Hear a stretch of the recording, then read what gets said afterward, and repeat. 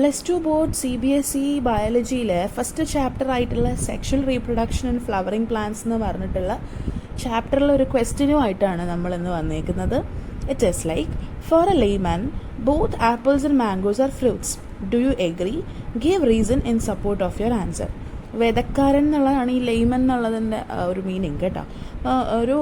ഒരു കർഷകൻ അല്ലെങ്കിൽ ഒരു വിധക്കാരനെ സംബന്ധിച്ചിടത്തോളം ആപ്പിളും ഒരു ഫ്രൂട്ടാണ്, മാംഗോയും ഒരു ഫ്രൂട്ടാണ്. അപ്പോൾ സ്വാഭാവികമായിട്ടും he will be like sowing any of this.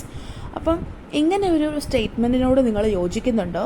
ഉണ്ടെങ്കിൽ അതിനുള്ള റീസൺ, ഇല്ലെങ്കിൽ അതിനുള്ള റീസൺ പറയാനാണ് നിങ്ങളോട് ആവശ്യപ്പെട്ടേക്കുന്നത്. ഇതൊരു 2 മാർക്ക് ക്വസ്റ്റ്യൻ ആണ് ആൻഡ് ബോർഡ് എക്സാമിന് വന്നിട്ടുള്ളൊരു ക്വസ്റ്റ്യനും കൂടിയിട്ടാണ് കേട്ടോ.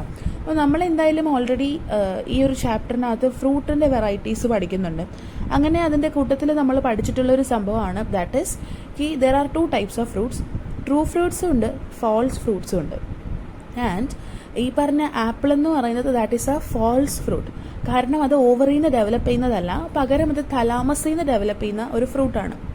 ആൻഡ് ഈ ആപ്പിൾ കൂടാതെ ഫാൾസ് ഫ്രൂട്ടിൻ്റെ മറ്റൊരു എക്സാമ്പിളും കൂടെ നമ്മുടെ ടെക്സ്റ്റ് ബുക്കിൽ പറയുന്നുണ്ട്, ദാറ്റ് ഈസ് സ്ട്രോബെറീസ്. പക്ഷെ മാംഗോ അങ്ങനെയല്ല അല്ലേ. മാംഗോ എന്ന് പറയുന്നത് ഒരു ട്രൂ ഫ്രൂട്ടാണ്. അത് കാരണം അത് ഓവറിൽ നിന്നിട്ട് ഡെവലപ്പ് ചെയ്തതാണ്. അപ്പോൾ അതുകൊണ്ട് തന്നെ ഈ ലെയ്മൻ്റെ ആ ഒരു ചിന്താഗതിയോട് നമുക്ക് യോജിക്കാൻ പറ്റില്ല, because we know the science.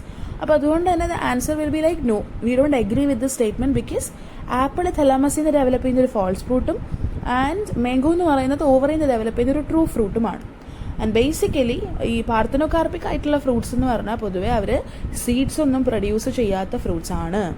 And ഇതിനകത്ത് ഈ ഫാൾസ് ട്രൂ എന്ന് പറഞ്ഞിട്ടുള്ള വേർഡ്സ് വന്നാൽ മാത്രമേ നമ്മൾക്ക് എന്ത് ചെയ്യുള്ളൂ, മാർക്ക് വരുള്ളൂ. At the same time if you agree എന്നുള്ളൊരു ക്വസ്റ്റ്യൻ ഉണ്ട് അതിനകത്ത് അല്ലേ. അപ്പോൾ അതുകൊണ്ട് യെസ് ഓർ നോ എന്നുള്ളതും കൂടെ മെൻഷൻ ചെയ്താലാണ് അവിടെ നിങ്ങൾക്ക് മാർക്ക് വരിക. അപ്പോൾ അതുകൊണ്ട് you have to remember these points while you write the answers.